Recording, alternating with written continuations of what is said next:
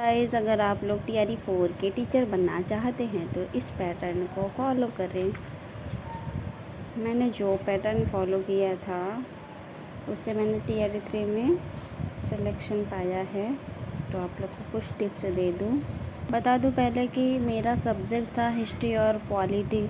SST से 6 to 8 की teacher मैं बनी हूँ, तो उसी के बारे में बताऊँगी।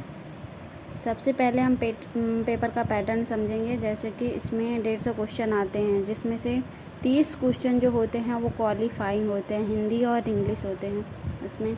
और 120 क्वेश्चन में से 40 क्वेश्चन जो होता है वो जीएस का होता है, और 80 क्वेश्चन जो होता है अपना सब्जेक्ट होता है, हिस्ट्री, पॉलिटी या ज्योग्राफी या इकोनॉमिक, जो भी सब्जेक्ट हो आपका। मेरा तो था हिस्ट्री और पॉलिटी। और जीएस में 5-5 क्वेश्चन सभी सब्जेक्ट से आता है, बिहार की हिस्ट्री और पॉलिटी से, और ज्योग्राफी हो गया, साइंस हो गया, मैथ्स से हो गया, और करंट अफेयर के कुछ क्वेश्चन होते हैं। टोटल मिला के 40 क्वेश्चन होते हैं उसमें।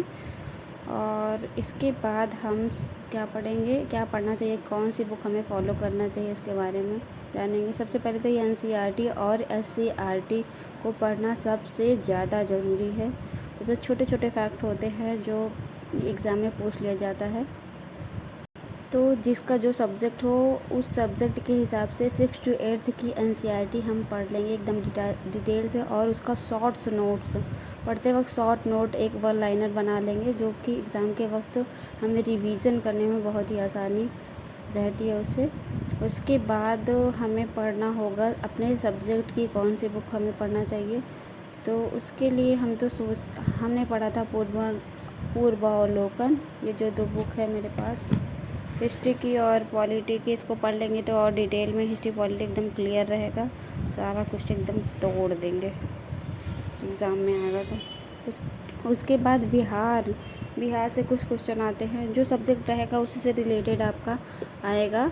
बिहार हिस्ट्री और पॉलिटी पूरा नहीं पढ़ना है, बस जो सब्जेक्ट है आपका वो पढ़ना है, और थोड़ी थोड़ी नॉलेज रखना है बिहार के बारे में। जैसे कि जो सब्जेक्ट है आपका उससे रिलेटेड बिहार के क्वेश्चन बहुत आते हैं। Bihar history, Bihar polity. तो उसके लिए मैंने एक छोटी सी बुक ली थी, पतली सी आती है, दृष्टि करके। तो उस बुक से आप पढ़ सकते हैं, या फिर और अदर सोर्स से आप लोग पढ़ सकते हैं, अदर सोर्स से। और इसके बाद आता है करंट अफेयर। 5 से 7 क्वेश्चन होते हैं करंट अफेयर के, आप लोग पढ़ सकते हैं। यूट्यूब पे आजकल बहुत सारे चैनल चल रहे हैं, जिससे आप पढ़ते हो उससे भी पढ़ सकते हैं, या फिर मैंने गौरव सर का मंथली वाइज पढ़ा था, आप लोग करंट अफेयर वहाँ से पढ़ सकते हैं। इसके बाद सारा सब्जेक्ट अपना सिलेबस कंप्लीट करने के बाद हमें क्या करना है, हमें ऑफलाइन प्रैक्टिस सेट लगाना है। ऑफलाइन प्रैक्टिस सेट आता है, बहुत सारे राइटर्स की प्रैक्टिस बुक्स आती हैं, आप उसको लगा सकते हैं। तो आप इस इजी से पैटर्न को फॉलो करके एकदम स्मार्ट स्टडी की तरह आप सक्सेस प्राप्त कर सकते हैं, टीआरई 4 में अपनी जगह प्राप्त कर सकते हैं। आप इन 120 क्वेश्चन में से आप कितना स्कोर करें कि आपका मेरिट लिस्ट में नाम आ जाएगा।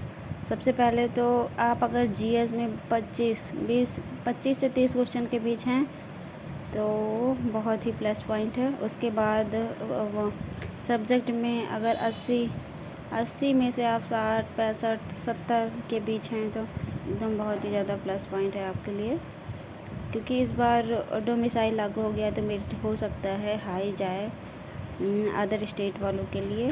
तो थोड़ा सा ज़्यादा ही नंबर लाएंगे तो ज़्यादा अच्छा होगा आपके लिए। Thank you. और मेरी वीडियो अच्छी लगी हो तो लाइक करें, share and subscribe. Thank you so much.